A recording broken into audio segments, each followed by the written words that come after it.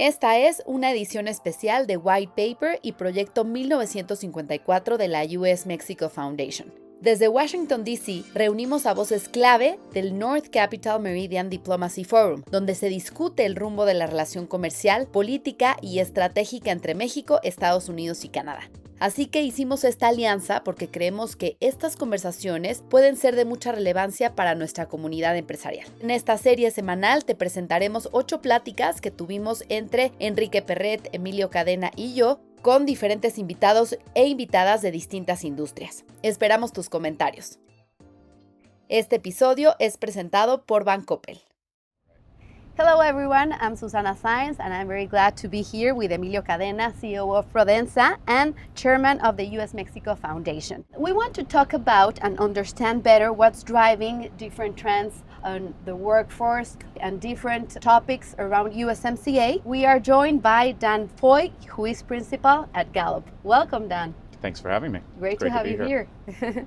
Well, I was reading your latest State of the Global Workplace report, in which data shows only about 20% of employees are engaged globally.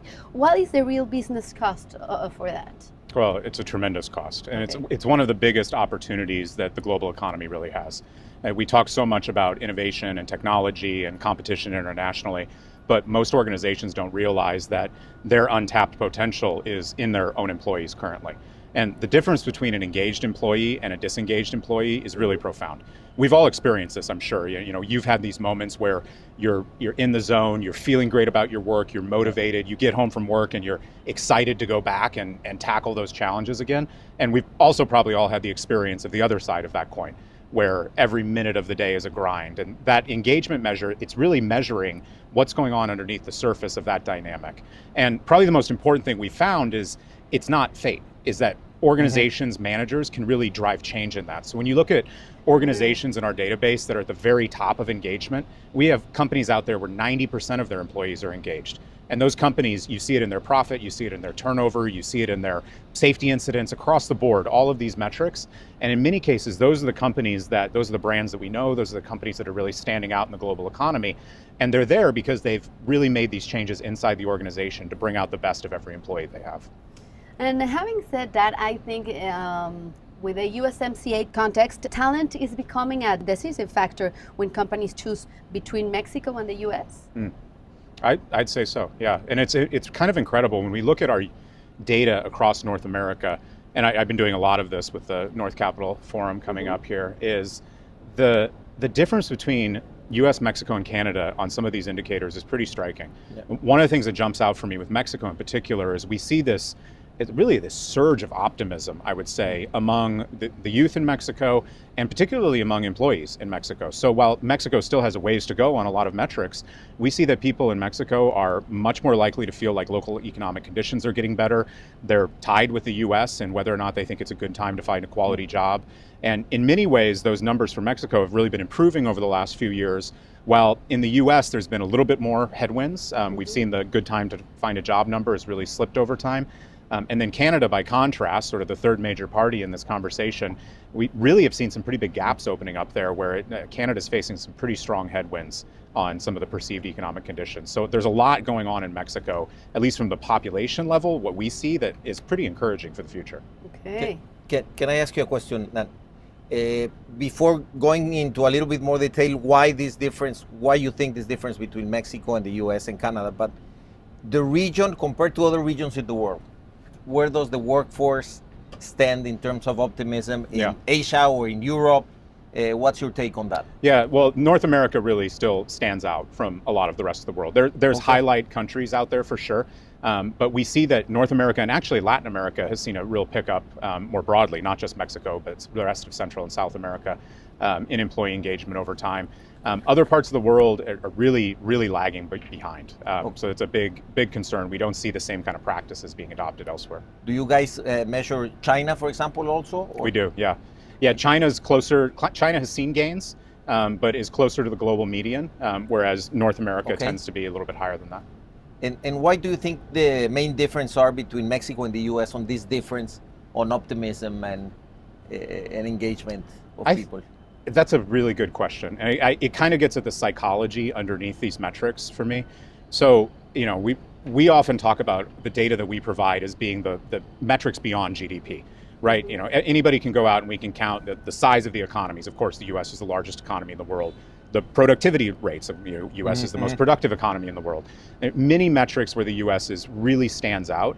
But what we see in our data, because we've been tracking it for so long, is that the US is also facing some real headwinds, and that people are evaluating their lives today, and this is just sort of a psychological fact, we're evaluating our lives today compared to what we remember, compared to the past, compared to the stories that we tell ourselves, compared to what prior generations experienced. And it's no surprise our data reflects this, but in the US there's been a lot of metrics that have been slipping in recent years. Trust in institutions is one that's really started to slip.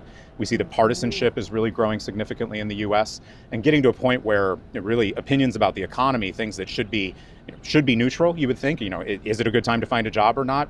What does your political belief have to do with that? Well, it does, and it's really starting to have more of a force in the US.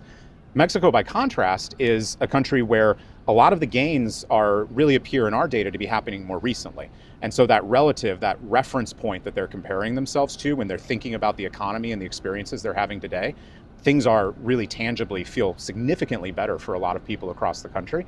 And so you're doing that, it's compared to the past, it's not compared to your peers, it's not compared to some objective standard, it's about how people feel. Okay. And as supply chains integrate under USMCA, do you think companies are underestimating the role of human capital? Certainly, yes. I think that's very clear in our data. There are exceptions. There are companies, Gallup, we do a Great Workplace Awards where we kind of call out companies that are doing a fantastic job at some of these things.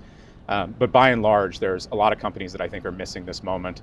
And I would say especially, the other big conversation that's happening in every corner these days is around artificial intelligence, right? Yeah. And so there's so many headlines, so much news right now focused on AI, the role that AI will have in jobs. What does that mean for productivity? What does that mean for new graduates entering the workforce? And all of this focus on the risk around AI and much less focus on what organizations really need to do in order to be successful with that. And one of our concerns here at Gallup, I think it's a risk and opportunity sort of thing, is what it takes to be really successful at integrating AI and using it in your role are in many ways the same skills that are required to be really good at managing people. You have to give clear instructions, you have to provide feedback, you have to know what you want people to do, when you want them to do it.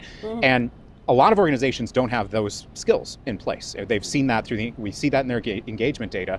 And so as companies are saying, well, maybe we're gonna drop our workforce in exchange for AI tools, well, you're just moving pieces around on the chessboard. That's not actually going to make a difference in what we see here. And really those fundamental practices, which are valuing human talent, how do we make humans plus AI even more effective?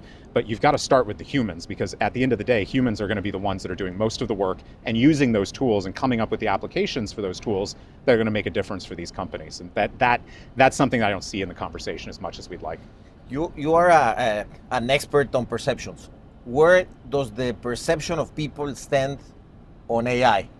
And on I was looking this morning, on the perception of building AI infrastructure, which includes data centers, right? I was looking at some polling on who wants data centers built on their community. So what are you seeing on that?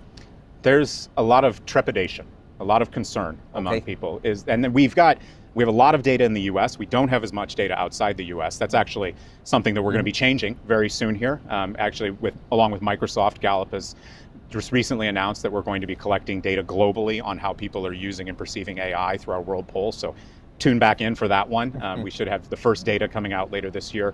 Will really help us benchmark around the world how this is doing. But the data we have so far in the US in particular, in the US workforce, a lot of people are worried about it. A lot of people are concerned about what you're describing, the impacts on communities. There's a lot of narrative around the impact on resources, on electricity. And then a lot of people worried about, is this technology going to make me irrelevant? What is this going to mean for my future? What is this going to mean for my children? The interesting dynamic that we also see in the data, though, is that those who are using AI tend to be really positive about AI. Now that may seem like obvious, right? If you're afraid of it, you're probably not going to use it. But I actually think the causality goes the other direction, is that once people start to adapt AI and integrate it into what they're doing, they realize that this actually is, for every single person inside of a workforce, a superhero moment. This is your opportunity to have powers you didn't have before and to be able to do so much more. And I also think that gets at this disconnect. In some organizations you hear, we're going to cut jobs because we don't need people anymore. And other organizations are saying, we're going to double our output with the same people that we have now because we have new tools to be able to do that. And there's a very different mindset there. Okay. Now, talking about DC, Susana, how much is people's perception shaping policy that is being designed by the White House and Congress and Senate, etc.? But I think especially from the White House, and maybe not necessarily what we want to hear, but how is that perception shaping the way Washington is behaving? Yeah, well, that's a great question. I would say, personally, I wish it was maybe shaping it a little bit more, in that I think we're seeing a pretty big disconnect, it seems, in a lot of the policy making and a lot of what people really want on the ground. And this is not a partisan view, by the way. This is that people's lived experiences, how that's translating into policy making. And I would say not just at the White House. I think this is across the board. We see this around the world. Trust in governments are starting to slip. People's perception that government is really doing what they need locally is starting to slip. And that's leading to an erosion in trust. That's an amazing answer, because you would think the other way around, right? Yeah. Is that the perception of the voters, especially now coming into midterms, will shape more the policies, but you don't think that's the way it's happening?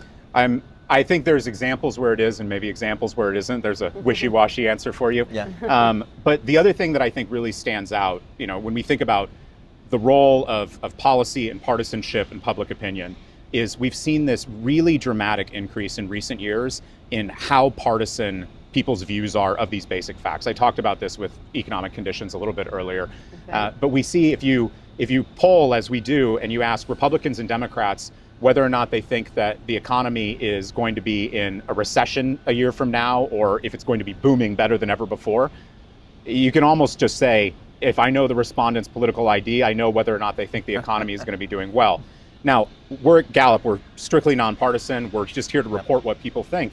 But I can tell you one thing is that both sides can't be right. And we see that this is reversing also when you go from one administration to the next on some really basic kinds of things that you really wouldn't expect opinions to swing this way. And that tells me that people across the spectrum, policymakers, those experts, those in the business community, and individuals, we really have to examine our biases and assumptions. There's a lot of motivated reasoning going on around fundamental economic issues, around policy issues. And personally, I think it's more noise than it is benefit in many cases. Great. Thank you. Well, to wrap up, Dan, we would like to know if you had to advise CEOs in Mexico, US, Canada about workforce, about productivity, what would it be? I think if I could give one piece of advice, it's listen to your people, and at whatever level that is. If you're a politician, listen to your voters, listen to your citizens, and that could be at a national level, it could be at a local level. If you're a CEO, listen to your employees, listen to what they're trying to say to you, listen to their fears, listen to their needs, and if you're effectively able to do that, that's the difference between success and failure in many cases, is just listen to those people. Start with that. Okay, thank you so much, Dan. Great to have you. Thanks for having me. Thank you. Thanks.